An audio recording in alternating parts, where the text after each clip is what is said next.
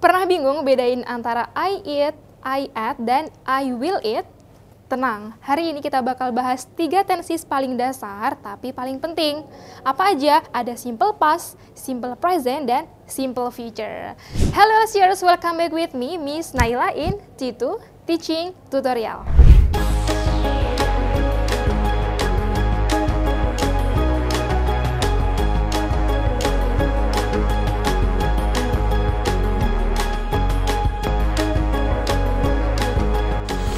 Oke, so kali ini kita bakal bahas simple present terlebih dahulu. Masih ingat nggak fungsi dari simple present itu apa sih? Iya, betul banget. Simple present digunakan untuk menyatakan kejadian yang dilakukan secara berulang-ulang atau sebuah rutinitas. Untuk rumusnya, di sini ada subject ketemu dengan verb one atau verb SES plus object atau adverb. Bedanya apa sih verb one dan juga verb SES? Bedanya itu ada di subjeknya. Kalau mau menggunakan verb one, maka subjeknya itu ada I, kemudian you, dan we, dan juga they. Sedangkan kalau verb SES itu untuk subjek yang tunggal. Contohnya apa? Ada she, kemudian he, it, atau contoh nama orang, Naila. Nah, contoh kalimatnya di sini ada I eat breakfast every morning. Aku makan sarapan setiap pagi. Oke, kita menggunakan verb one karena subjeknya adalah I di sini. Oke, next example ada she drinks coffee at 7. Dia perempuan minum kopi setiap jam 7 pagi. Nah, di sini kita menggunakan verb SES karena menggunakan subjek she di sini. Oke, so next kita bahas yang simple past terlebih dahulu ya. Oke, untuk rumus dari simple past di sini ada subject, kemudian verb to, dan diikuti oleh object atau adverb. Nah, untuk kata kerja di sini itu digunakan untuk semua subjek ya, entah itu I, you, we, they, she, he, it, atau nama orang, Naila, atau mungkin Alma, dan sebagainya.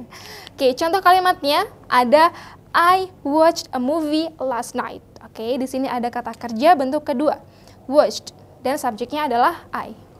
Aku menonton film tadi malam. Karena ada time signal tadi malam ya teman-teman, sudah jelas berarti dia menggunakan simple past yang sudah lampau.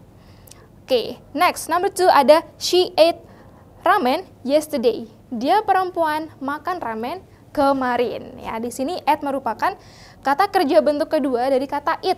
Eat, at, eaten. Kita pakai at-nya, teman-teman. Dan subjeknya ada she, kemudian ditambahkan dengan keterangan waktu yesterday. Oke, so yang ketiga itu ada simple future. Ya, jadi simple future digunakan untuk menceritakan atau menjelaskan kejadian yang masih akan terjadi di masa depan. Jadi dia belum kejadian. Untuk rumusnya di sini ada subject, kemudian will, diikuti oleh verb one, dan ditambahkan objek atau adverb. Contoh kalimatnya di sini ada I will study tomorrow. Aku akan belajar besok. Penggunaan kata will dan study atau verb one itu untuk semua subjek. Entah subjeknya itu I, kemudian you, we, they, she, he, it ya. Apapun subjeknya tetap menggunakan will plus verb one. Aku akan belajar besok. Dia ditambahin dengan time signal tomorrow. Number 2 di sini ada they will travel next week. Mereka akan bepergian minggu depan. Nah, di sini ada subject they, kemudian diikuti oleh will travel, dan ada time signal next week, minggu depan. Oke, jadi itu tadi bentuk kalimat positif dari 3 tenses dasar, yaitu simple present, simple past, dan simple future. Oke, so kita lanjut ke kalimat yang negatif. Nah, terus gimana ya cara buat kalimat negatif dari simple present, simple past, dan simple future? Yuk kita bahas. Dari simple present terlebih dahulu, teman-teman. Lihat rumusnya di sini ada subject plus do not atau does not, kemudian diikuti oleh verb one plus object atau adverb. Nah, penggunaan do not atau does not itu tergantung subjeknya juga. Kalau subjeknya itu I, you, we, they, maka dia menggunakan do not atau don't. Kalau subjeknya itu she, he, it, ya, atau nama orang tunggal seperti Naila, maka dia menggunakan does not atau doesn't. Contoh kalimatnya ada I don't eat breakfast every morning. Aku tidak makan sarapan setiap pagi. Kita menggunakan don't di sini karena ada subjek I dan diikuti oleh verb one. I don't eat breakfast every morning. Contoh yang kedua ada she doesn't drink coffee at 7 a.m. Dia perempuan tidak minum kopi pada jam 7 pagi. Karena subjeknya she, maka dia menggunakan does not atau doesn't, teman-teman ya. Dan diikuti oleh kata kerja drink. Loh, Miss, S-nya kok hilang? Iya, S-nya sudah diambil oleh kata does not, teman-teman ya. Maka kata kerjanya menggunakan kata kerja bentuk pertama menjadi drink. Oke, so next simple past. Nah, kalau tadi kalimat positifnya itu rumusnya adalah subject, kemudian verb kedua, dan object plus adverb. Nah, kalau kalimat negatif ini kita juga butuh bantuan. Apa itu bantuannya? Ada kata did not atau didn't. Subject, kemudian didn't plus verb one plus object atau adverb. Contoh kalimatnya di sini ada I didn't watch a movie last night.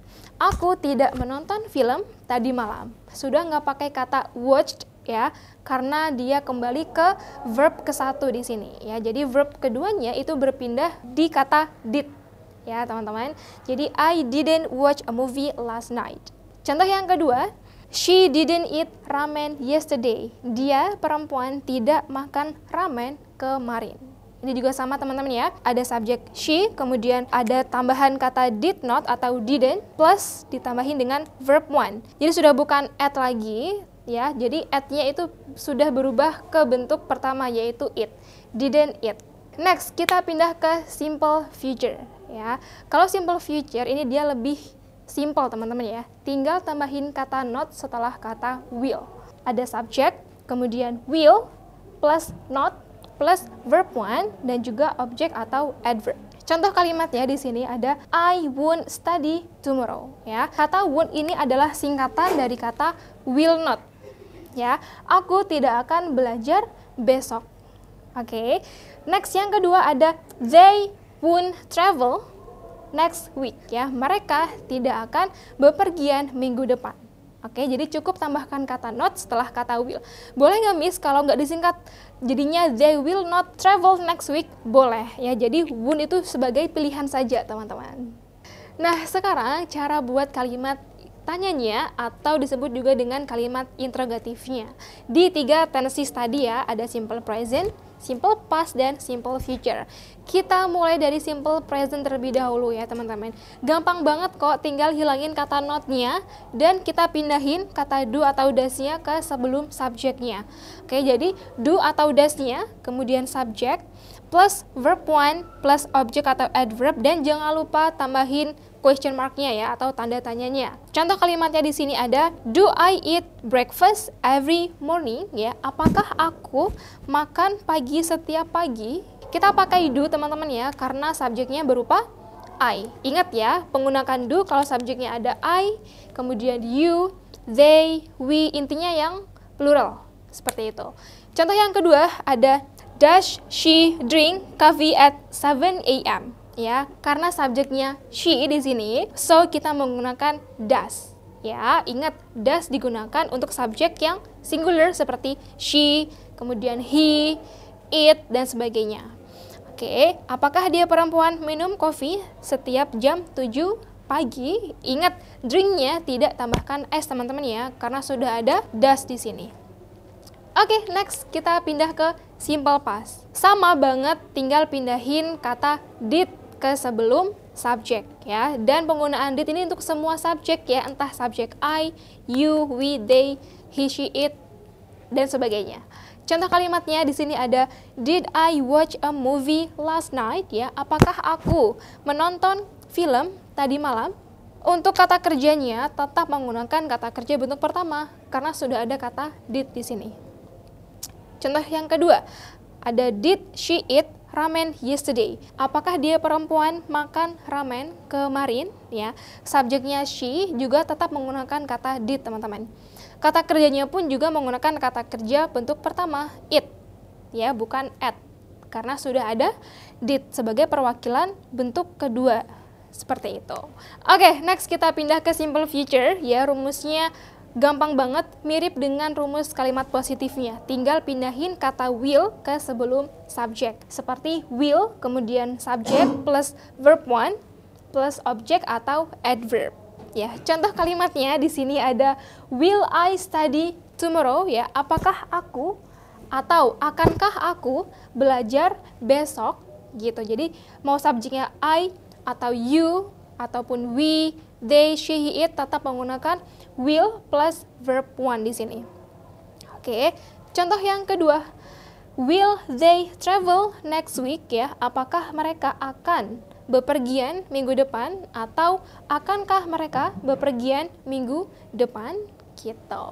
Oke, jadi teman-teman kalau mau ceritain hal-hal yang lucu di masa lalu tentunya pakai simple past, betul banget. Nah, kalau teman-teman mau ceritain sebuah kebiasaan, ya, rutinitas, pakainya adalah simple present.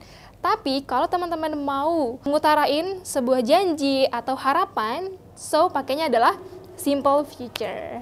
Oke, so that's all for today. Semoga teman-teman paham ya terkait dengan 3 tenses paling dasar, simple present, simple past, dan simple future. Dan teman-teman kalau punya pertanyaan boleh banget tulis di kolom komentar di bawah ini. So thank you for watching and see you on the next video. Bye bye. Kampung Inggris Elsie.